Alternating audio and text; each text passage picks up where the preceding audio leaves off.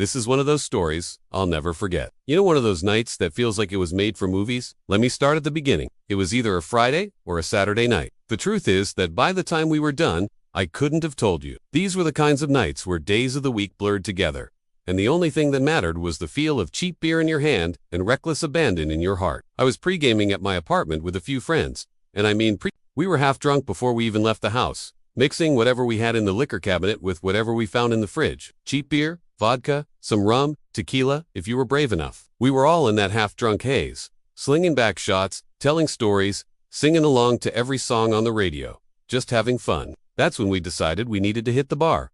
None of us really knew what time it was. Time stopped mattering somewhere around 11 p.m. when we poured our first pitcher of beer. But that didn't stop any of us from thinking we could squeeze in just one more shot before we headed out into the night. We piled into my car, 3 guys and 1 girl, and set out for the bar in town. The drive was filled with terrible singing, bad jokes, and general merriment. You know, the usual fun you have when you're just letting loose and enjoying the moment. We pulled up to the bar and parked in a spot we weren't quite sure was legal. Honestly, none of us cared. I mean, it wasn't like I was driving drunk, was I? What more did the law want? Out of all of us, it was Lucas who seemed the most sober, and he was tasked with walking in first to scope out the damage. He came back with the news that it was packed, which was exactly what we wanted. My friend Max was already out of the car before Lucas had even finished his report. He was that kind of guy who lived 4 nights like these. The electricity of the crowd, the promise of adventure. It called to him, and he answered every time. Soon we were all pouring out of the car and making our way toward the entrance. I don't remember if someone had picked up the check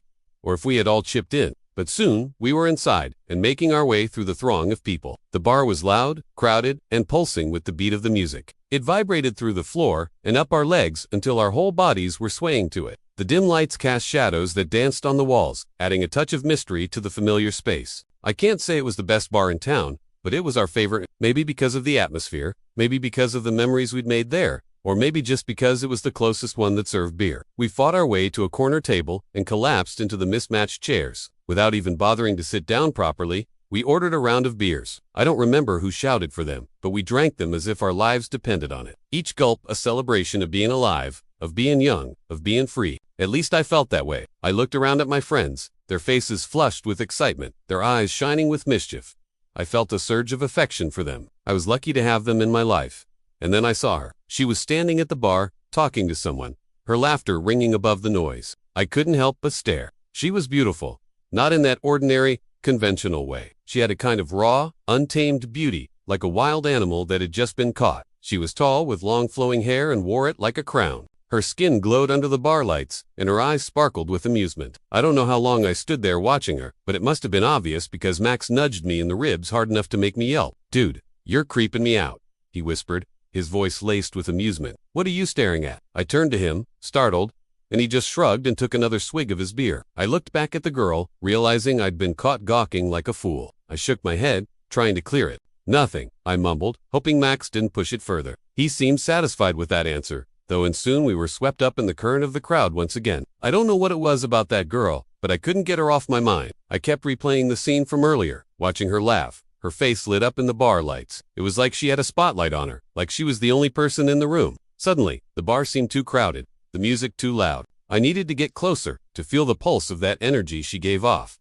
So I pushed my way through the crowd toward the bar. When I got close enough to listen, I heard her talking about travel, about backpacking across Europe. She had this infectious enthusiasm that drew me in. I had to meet her. But how? I hesitated, not knowing what to do.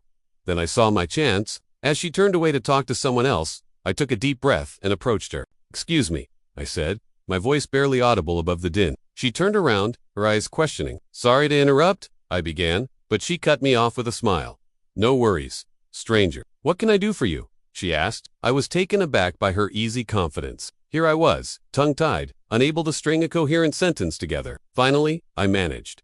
I've just wanted to say hello. I've been watching you, and I couldn't help but overhear your conversation, and I couldn't help but think I had to meet you." She raised an eyebrow at me, her lips twitching in amusement. "Well, here I am. What's your name?" she asked. "I'm Layla," she replied, extending her hand.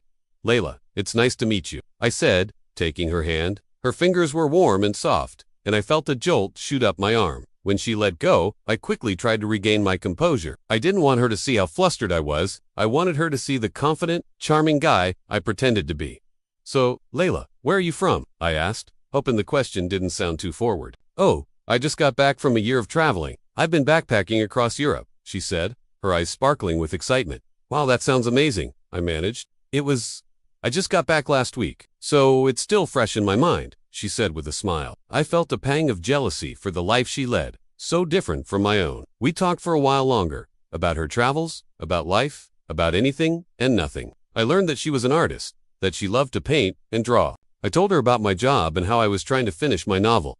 It was the easiest conversation I'd ever had. With her, I felt like I could be myself, like I didn't have to pretend to be anyone else. And as the night wore on, I found myself falling for her. Not just physically, but emotionally. I liked her spirit, her adventurous soul, her passion for life. Suddenly, I felt a nudge on my shoulder.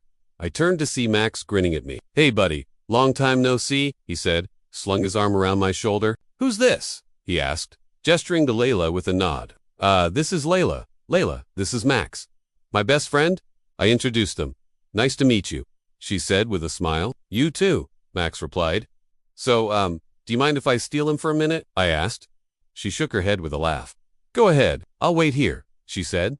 Great, I'll be right back, I promised. When I rejoined my friends at the table, they were mid-conversation and I had missed something important. Wait, why are we leaving? I asked. Because you're coming with me to meet my sister, she said simply.